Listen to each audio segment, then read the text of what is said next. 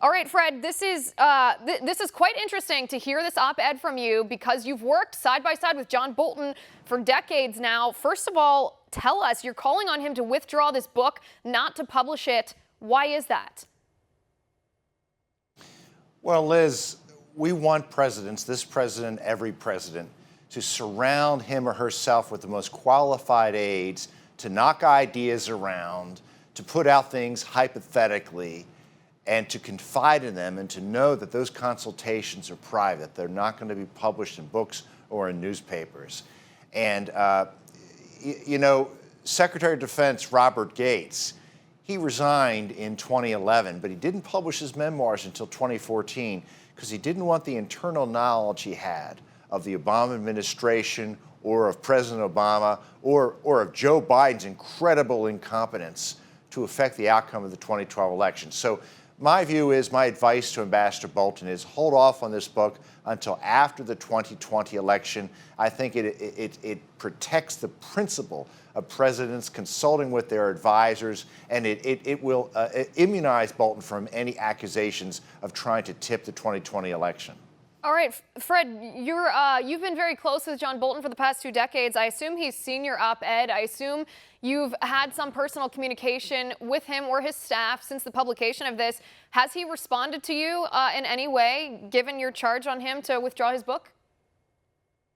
Yeah, Liz, I'm not going to get into that. All right. Well, maybe give us some insight, if you could.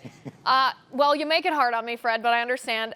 Give us some insight, if you could, into the motivation here. And I understand that this is speculative in a way, but there is this idea among people who formerly supported John Bolton. This is a faction of the conservative movement of the Republican Party who wonder what his motivation for doing this is and if it's profiteering off of the Democrats' impeachment attacks. Because it seems almost a binary option. Either John Bolton is, dropping this information to try to sell his books, or he's betraying his service as a public servant by not talking to the press openly about information if he believes this information is not covered by executive privilege. Any insight into the motivation for why Bolton is publishing now? Look, John Bolton's an honorable man. He's a wealthy man. I don't think he's doing the book for the money. I think he has a message that he thinks is important to get to the American people. I'm just saying that message shouldn't get out until after the election. But let's keep in mind the leak of this book, we don't know where this came from. NBC News said yesterday that multiple paper copies of the book manuscript were circulating around the National Security Council. It worries me. First of all, I think Bolton's team made a mistake sending such a politically sensitive document to the leak-prone National Security Council in the middle of the impeachment process. So I think Bolton and his team bear some responsibility for the leak. But I think the leak came from the NSC.